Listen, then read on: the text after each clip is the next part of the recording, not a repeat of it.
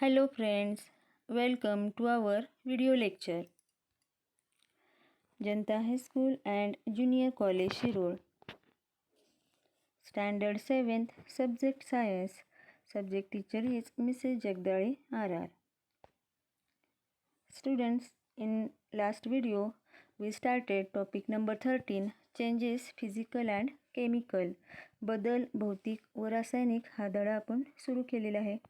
In this topic we learn different types of changes like natural changes, man-made changes, useful and harmful changes, fast changes and slow changes. Also we learned about reversible and irreversible changes and periodic and non-periodic changes. Now in this video we are going to learn about the physical and chemical change. Let's see some examples. In this diagram, which of the changes are permanent? यामध्ये कोणते बदल permanent झालेले आहेत असं वाटतं. आता यामध्ये कच्च्या कैरीचं रूपांतर आंब्यामध्ये झालेलं आहे. हा परमनंट झालेला बदल आहे. In which of the changes did the original matter undergo a change? म्हणजे कुठल्या बदलामध्ये मूळ पदार्थ बदललेला आहे. In which did the original matter remain unchanged? कुठल्या बदलामध्ये मूळ पदार्थ तसाच राहिलेला आहे. त्याच्यामध्ये बर्फाच्या खड्याचं रूपांतर पाण्यामध्ये झालेलं आहे. फक्त त्याची भौतिक अवस्था बदललेली आहे. In which of the changes was a new substance with a new property formed? कुठल्या बदलामध्ये नवीन गुणधर्माचा पदार्थ तयार होतो. तर यावरून आपल्याला फिजिकल चेंज आणि केमिकल चेंज हे दोन बदल इथं अभ्यासायला मिळतात. In some of the above examples of changes, the properties of the original substances remain the same. That is, their composition remains unchanged. No new substance is formed. Such a change is called a physical change. म्हणजेच बघा, काही बदल घडताना मूळ पदार्थांचे गुणधर्म आहे तसेच राहिले, म्हणजेच त्यांचे संघटन कायम राहिले.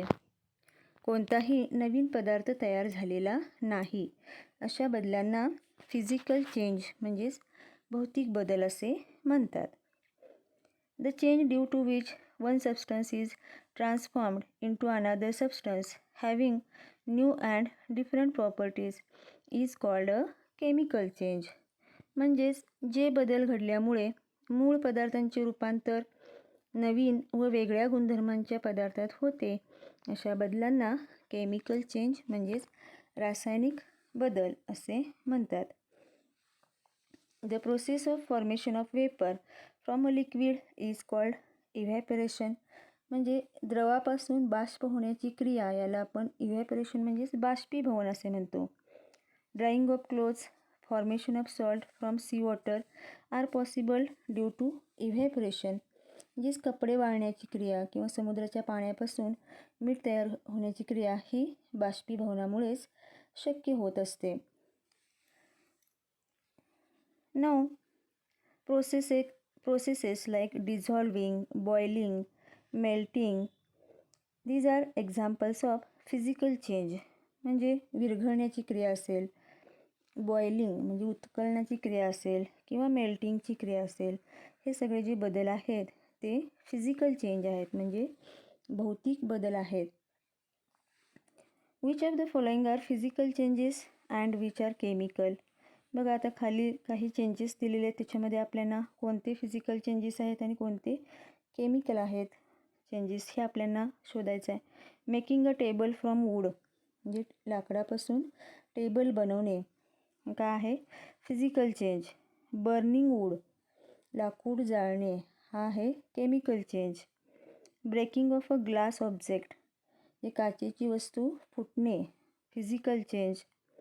रायपनिंग ऑफ अ टोमॅटो पिकणे हा केमिकल चेंज आहे. आणि रस्टिंग ऑफ आयर्न लोखंड गंजणे हा काय आहे केमिकल चेंज आहे.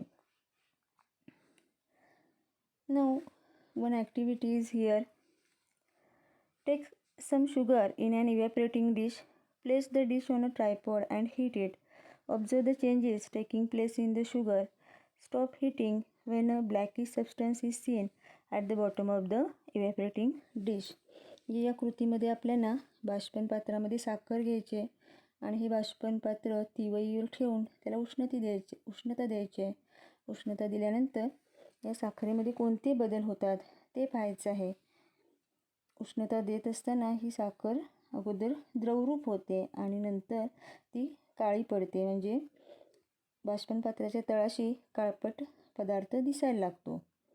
तर या कृतीमध्ये झालेला जो बदल आहे तो कोणत्या प्रकारचा बदल आहे, तर हा जो बदल आहे तो कसा आहे, रासायनिक बदल आहे, म्हणजेच हा केमिकल चेंज आहे. Now about the corrosion.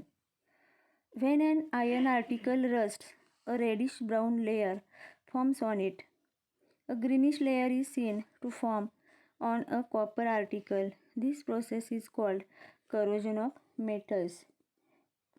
लोखंडाची वस्तू गंजते म्हणजे त्यावर विटकरी रंगाचा थर साचतो, तर तांब्याच्या वस्तूवर हिरवट रंगाचा थर तयार होतो. या क्रियेस धातूंचे क्षरण म्हणजेच करोजन असे म्हणतात.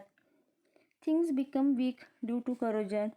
Corrosion is caused by oxygen, moisture, vapors of chemicals in the air. या करोजनमुळे म्हणजेच क्षरणामुळे वस्तू कमकुवत होतात आणि हे क्षरण हवेमध्ये असणाऱ्या ऑक्सिजन, आर्द्रता आणि रसायनांची वाफ यामुळे होत असते. Iron articles are given a thin coat of zinc to prevent corrosion.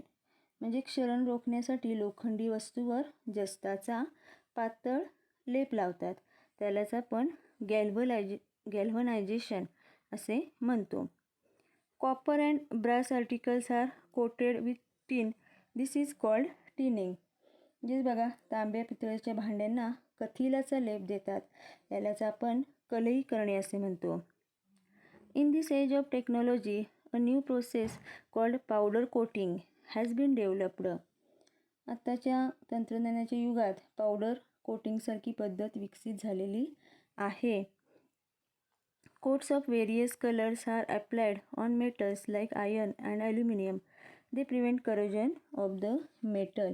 या पावडर कोटिंगमध्ये विविध रंगछटा असणारे लेप लोखंड आणि ॲल्युमिनियम अशा विविध धातूवर दिले जातात. यामुळे क्षरण होत नाही. Students, here we have completed our topic. Thank you.